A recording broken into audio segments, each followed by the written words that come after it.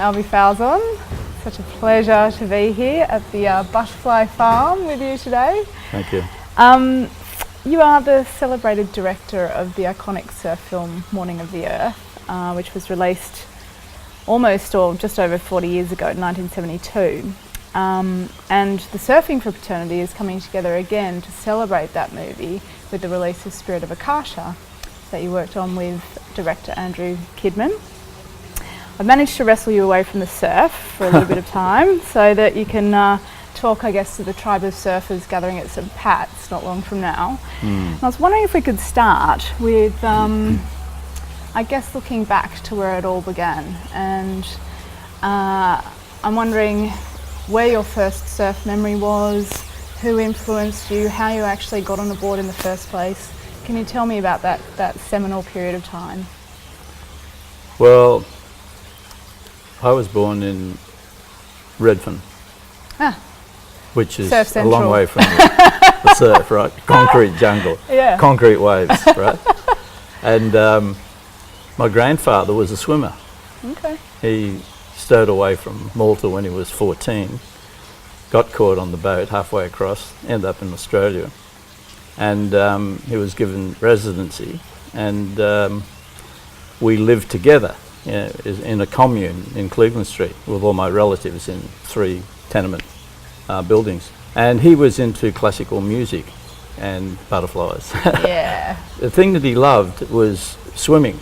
And every Sunday he would go down, get on a tram and go down to Clovelly. And one day he took me down. I was about 8 years old, and it was the first time that I saw the ocean. And it was amazing because, you know, I just had this view of this expansive horizon with nothing there, which was a long way from, you know, being compressed into this concrete jungle. Had you seen pictures before? No. Or no? No, it was my first experience of the Wow. ocean. And he would swim in the ocean baths, and he'd just swim slowly, beautiful stroke up and down. And that was my first experience of the ocean. It was with my grandfather, who he also introduced me to classical music and the ocean. So they were the 2 first prime areas of my life when I came in contact with music and the sea. And then I moved from there to Maroubra, and then from there a year or 2 later to the Central Coast. And that's when I met a school teacher who became a mentor for me, and he was a surfer. On the Central Coast? On the Central Coast, and he took me, he introduced me to surfboards. Well, that was it. I mean, when I rode that wave, I never actually got off. How old were you at that point? Probably 14, 15. Wow. It was just kind of the last year of school, but when I actually went surfing, I mean, that was it for me. I mean, I knew that that's what I was going to do for the rest of my life. And I never went to school after that because I just realised, what's the point? You know, I mean, the surfboard for me became the vehicle for my experiences at that point. School was just a waste of time. I mean, I recognised that earlier, but when I got my surfboard and went surfing, I never got off the wave. So I just want to try and capture that a little bit. Like, I can see you heading down with your grandfather for the first time to see the ocean. Then, you know, fast forward a few years and you actually get on a surfboard. Like, what was that? What was the feeling? What was the experience? What was the, can you be a bit visceral about? Well, I fell off. But undeterred, I got back on and then fell off again. But you know, that's the thing with surfing. You just, if you love something, you stay with it, and eventually, you know, time disappears, as it does in the ocean, even now. And you know, it wasn't long before I was standing up and, you know, going across a wave. But boards at that time were long. You know, we were riding 10-foot boards. I didn't ever ride, you know, one of those surf club boards. I came in when they were, you know, 9-foot boards, and I actually came in to surfing when balsa was introduced. So my first surfboard was a balsa surfboard. And I mean, once I, you know, actually had the experience of connecting with the ocean, I never disconnected. It was like I felt totally at home. You know, the ocean for me then became a temple. You know, I mean, if you if you look at in today's world, a temple is a holy place, right? People go there for meditation. They go there for to contact their spirits and their higher selves and whatever. But for me, surfing was like that. I mean, when I entered the ocean, it was like I went into this temple, and it was a beautiful experience, a direct contact. And even though I was only 15, I recognised that at that point, that it was going to be, my life was already set from that moment. What is it about surfing that, you know, extends itself to being like being in a temple or having some kind of spiritual experience? Is it an expanded experience of yourself that you have? Is it a stillness? Is it a, like, what is it that... It's an emptiness.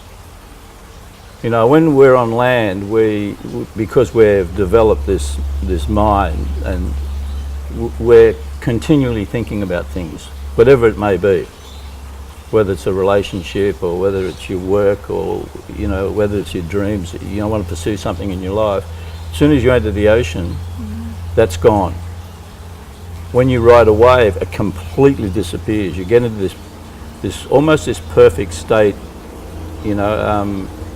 In Buddhism they call it Zen, you know, because it's sort of the emptiness. But in the emptiness you find everything. It's like the mind just disappears. There's no thought.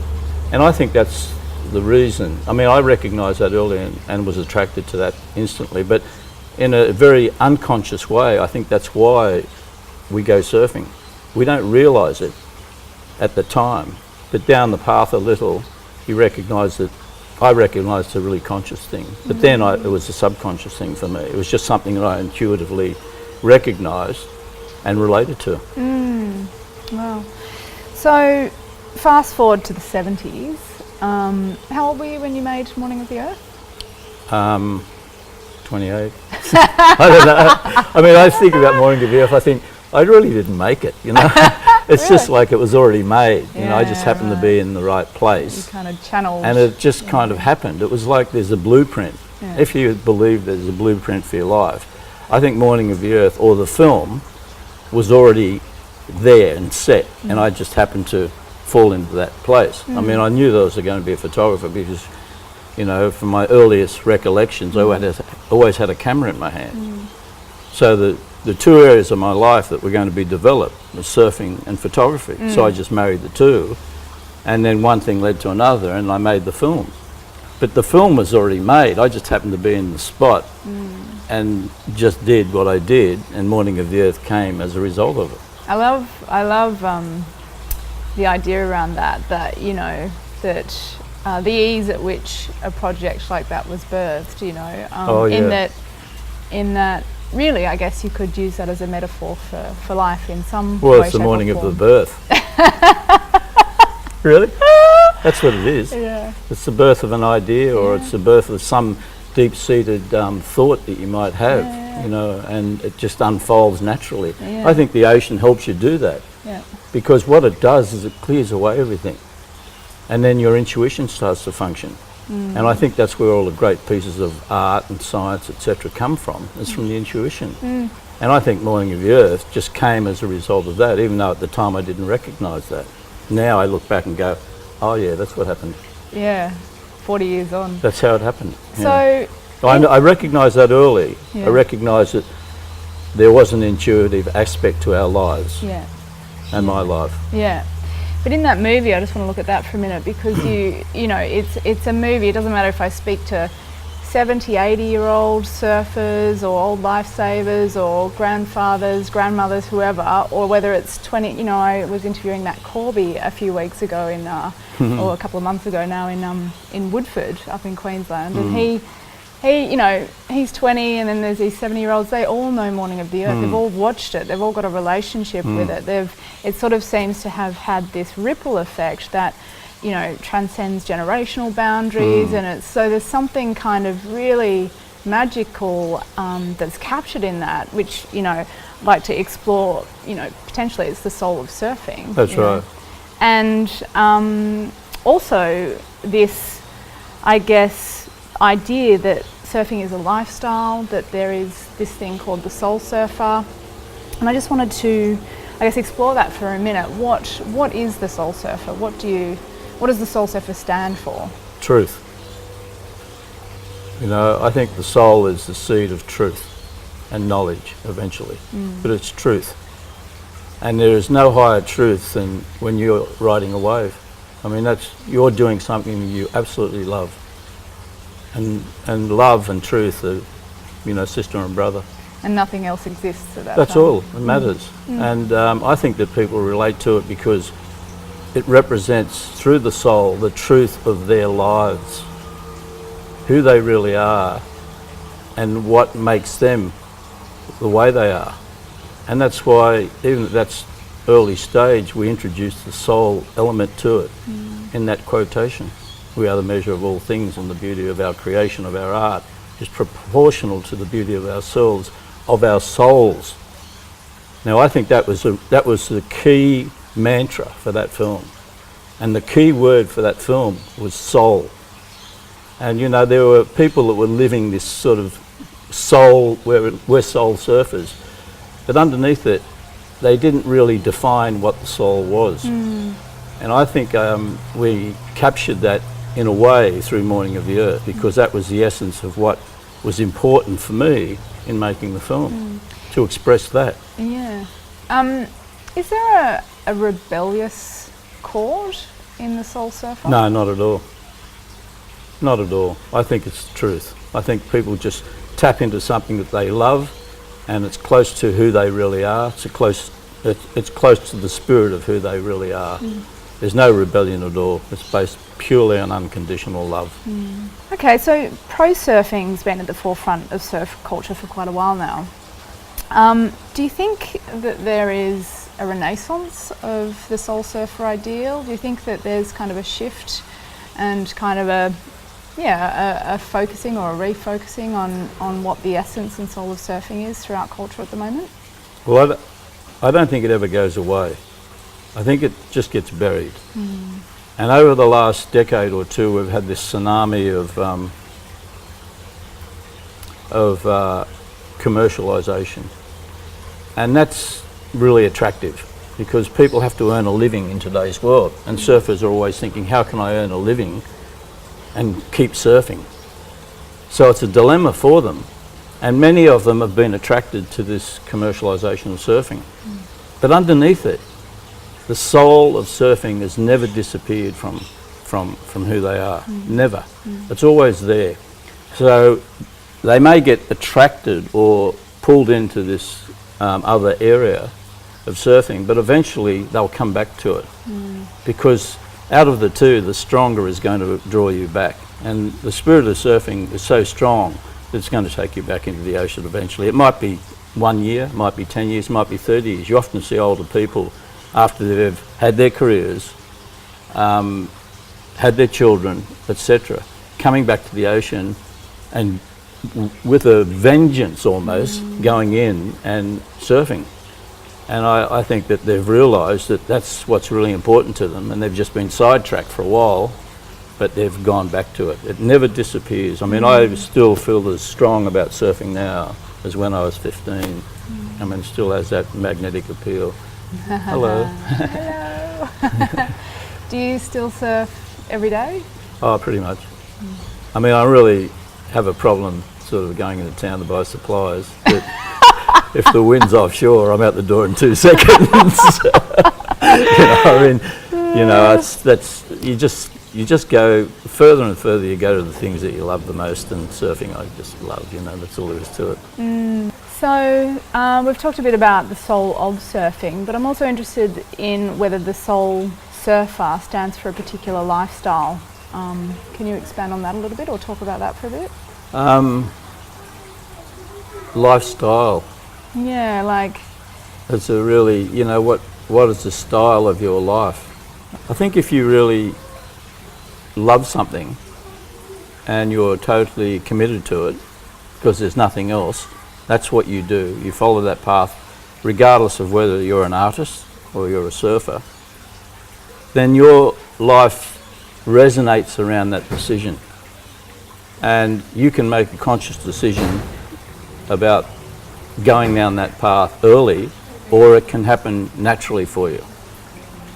My experiences with surfing is that it happens naturally, because you are connected with a really beautiful force of So energy. it's about connecting to the thing that you love. Totally. And staying true to that in the face of all decisions throughout your life. That's right. That becomes your path, your development and your path. There is no choice after that, which is beautiful, because we live in a society that's based on choices. You can either do this or that, or go here or go there.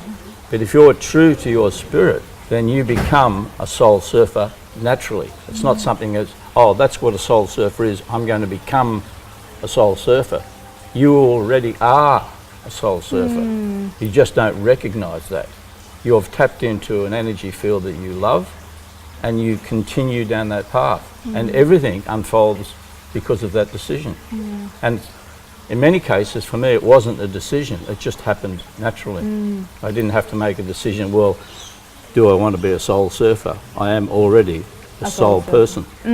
So I'm a big fan of technology and what it's done for us to be able to do things like work remotely, stay connected to people that we love, who may not be in our immediate vicinity, and get information that we want. But it's almost like, you know, with all these social media profiles and LinkedIn and email, it's like connectivity on crack, you know, at certain parts of our day or our lives, if we let that sort of take over. So I just wanted to talk a bit about, you know, in 21st century living, 2014, is the soul surfer ideal? You know, this idea that, you know, your soul has something that it resonates with, that it loves, that, you know, needs to be your truth, that we have to follow, that, you know, is going to give us sort of an expanded experience of ourselves on some level. Is this ideal more important than ever today in the 21st century, when there are so many things like media and everything pulling us in all different directions? Oh, yes, I think so. But, you know, those things that are pulling us in different directions have nothing to do with the reality of our life. Once we realise that we're pure spirit, and the soul is a reflection of that, and then the body is a reflection of the soul, and then surfing is a reflection of the body, then you're just living your life the way it's meant to be. That's your purpose. There is nothing else. Once you can identify and realise that, then everything's, all the other technologies and the media and all the other things that are going on the surface, they're contributory, but they're only contributory on a base level, not on an inner level. And the inner level comes to us through surfing as surfers. It connects us to the spirit of the ocean, which is the spirit of life. And I think that it doesn't really matter what happens on the outside, it's what's going on the inside that's important. And I think really, if you want to look at it, why do surfers always want to be in the barrel? Really, they're going further inside themselves because of that experience. So one of the key things about the Soul of Surfing, the event that I want to explore, is what are, you know, for surfers who commit to the journey with the ocean, with the surfboard, you know, there are wisdoms that unfold. It's sort of, surfing becomes a metaphor for life on land. And I'm interested in are there wisdoms that you've picked up along over the years of your commitment and your journey with surfing? And if so, what are they? Just let go. Really, I mean, it's, you know, you can talk for ages about the wisdoms, but at the end of the day, I think the greatest thing that surfing contributes, or has contributed for me, is to be able to just let go of things, you know, and things that the mind are holding on to. Yeah, I think that you can do it consciously or subconsciously. I mean, you do it by just going into the water. As soon as you paddle out, you let go of everything. And I think one of the greatest gifts that surfing offers us is to be able to let go. So it doesn't matter what you're doing on land. If you're caught up with all the modern technologies and everything, as soon as you paddle out in the ocean, it's gone. And you know, you can do that I mean, you know, all the great yogis and teachers who've done it through meditation, or they go up into the Himalayas and sit there or do whatever, but eventually they surrender to that, let go of everything. And once they do that, other doors open for them. And then they step back into society, better people, and they make a contribution as a result of it. You know, I think, really, I'd rather go to a dentist that surfs than not. You know what I mean? Because, you know that there's a connection there through the ocean. So on a base level, you're already linked to that person. And I think that's the beauty of it. And we get it as surfers, but people get it through various other means. But eventually, I think that's the truth of our lives. And that's the purpose of our lives too, I believe, to realise that. Once you do, then you can do anything after that. To realise what, specifically? To realise that you are pure spirit.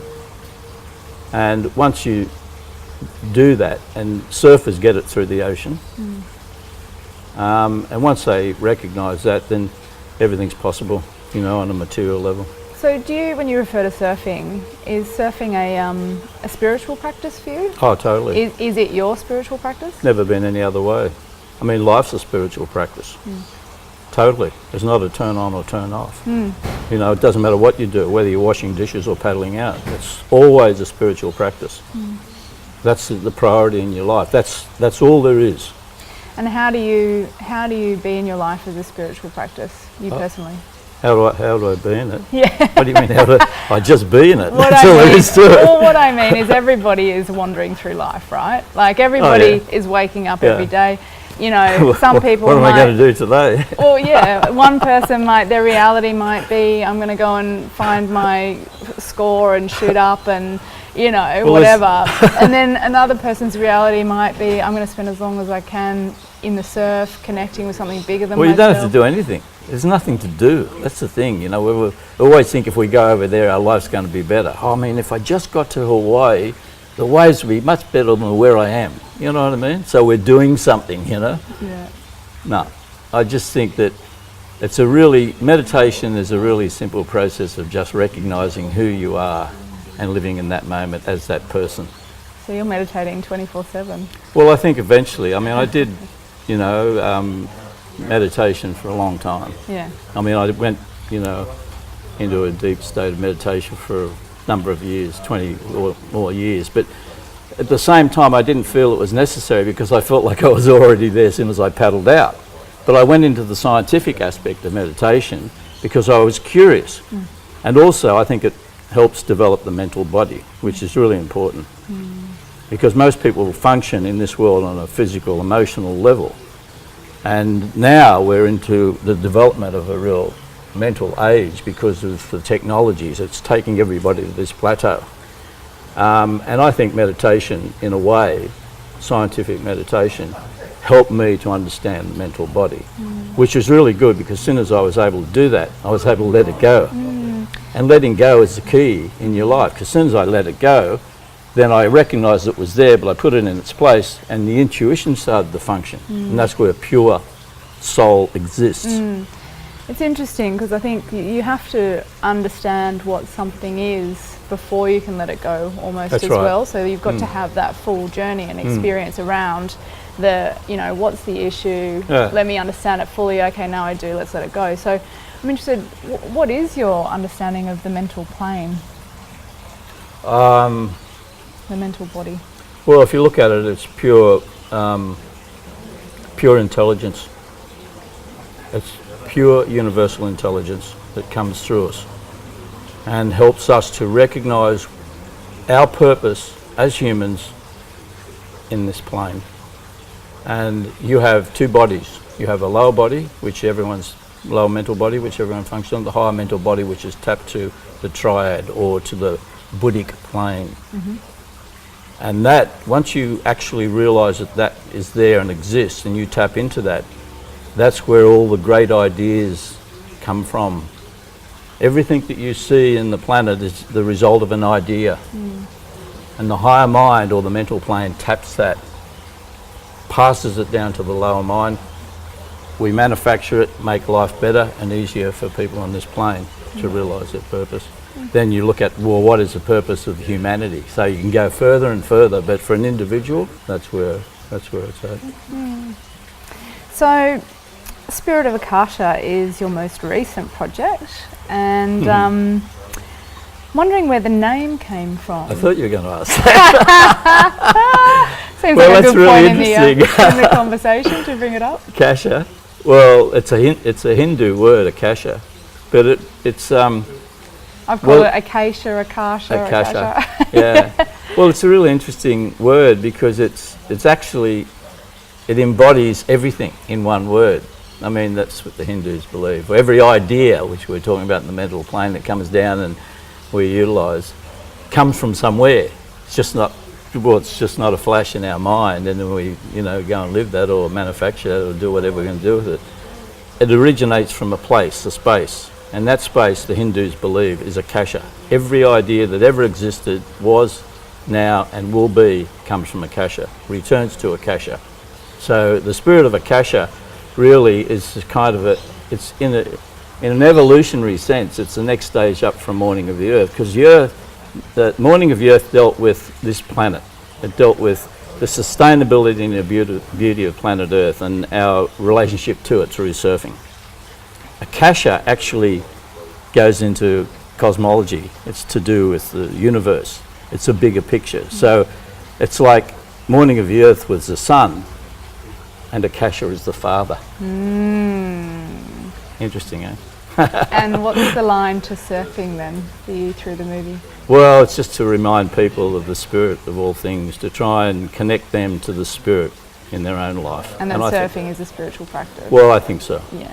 I think that ultimately, we realise that even though we may not recognise it, underneath it, that's our connection. And Akasha, I think the purpose of Akasha is to try and assist and help people to connect on that level to surfing. You're a pretty eccentric guy as well, Albe. You've been a really ambitious young filmmaker. You've had a lot of amazing, a lot of success, throughout your career. And you've chosen to kind of move away from the big smoke and kind of settle in a very quiet space on the mid-north coast of New South Wales. Was that a conscious decision to kind of move to a more sort of solitary, natural-based existence? No? I think once I let go and realise my purpose early, it wasn't a definitive thing. Oh, look at that! Isn't that beautiful? It was just something that unfolds naturally, in your life, and I think probably my grandfather had a great influence on me because he spent time in a small garden, he spent time with classical music, he spent time with the ocean. And those three impressions that for me when I was 8 years old really opened up in a very subtle way my consciousness to different life. And then as I got older I just naturally gravitated towards those areas and then found myself in those areas without having to go, okay, well next week I'm going to resign from my job and go and have a lifestyle in the country. It wasn't like that. It just unflowed. It just flowed beautifully and unfolded naturally. And I never planned anything. It just it was never planned. It just unfolded. And that's how my life is now. I don't have any plans. It just from day to day it just unfolds. It's almost like you don't control your life. Your life actually, you just let life take you where it's going to take you. I like butterflies. They just, they're not planning anything. Yeah. They just float around here and land on a flower, and then another one. Yeah. Okay, so last question. Your movies have been an absolute inspiration for so many surfers, and I guess really successfully remind people of the soul of surfing, the essence, the deeply seated, heartfelt relationship that an individual can have with the ocean. And I just wanted to, ask how it feels to have produced works that have touched and inspired so many people. We mentioned the 20-year-old and the 70-year-old and the, and every age group in between. Like, not a single surfer I've spoken to does not know Morning of the Earth. How does that feel to have to have been kind of responsible for birthing that? I'm very grateful, actually, because, you know, I never thought about it beyond making the film. I never thought, you know, I wanted for people to experience what I was experiencing. I just wanted them to really see the beauty of life and to recognise it and to live it. And I just wanted, you know, Morning of the Earth just unfolded, and I never really thought too much about it. So, but the thing is, in your life, you don't have to make a film. You don't have to do anything, you know, because your love affects others, whether it's on a one-to-one basis or whether your love is strong enough to move out into the collective and contribute on a collective, in a collective field. We're born in a society where we think we have to produce something to, you know, help others, but, you know, just living from the heart is really important, because that, if you can live through from that point, then that energy goes out. And I was fortunate to be able to express that in some way through Morning of the Earth. But what's important is that you can express it through your life. And if you only affect and change one person's life as a result of that, then it's worthwhile. But the beautiful position for me is that the film went out and has expanded and changed the lives or contribute to the lives of many people. And I think that's really great. I mean, I never thought that would have happened, but I never thought about it anyhow. It just happened that way. But I think if you're true to yourself, then things will unfold. It's almost like life puts you in the driver's seat. You're not driving the car. You know what I mean? You just sort of happen to, you know, steer it down the road. Yeah. And that's how life is. And, you know, you never know who you're going to be standing in front of. And how what you do is going to change their lives, and that person could go out and effectively change the life of 10 million people. So Beautiful. I'm really grateful for Morning of the Earth, and I'm really stoked that it's gone out and people have in some way been able to connect to something that they really love as a result of it. Yeah, which is a beautiful space to finish on, and hopefully be interesting to sit here in another 40 years and see what the journey Spirit of Akasha has taken as well. Well, you never know where we'll be sitting in 40 years. You don't. I couldn't tell you what I'm going to be doing in 40 seconds. But I'm sure it'll be okay. and you'll be loving it. Oh yeah, you know, breath to breath. I mean, I just, you know, that's the way life is. I don't, you know, have any plans. It's a beautiful thing. Life's just a beautiful gift and a great opportunity for all of us. You know, and I just realised that.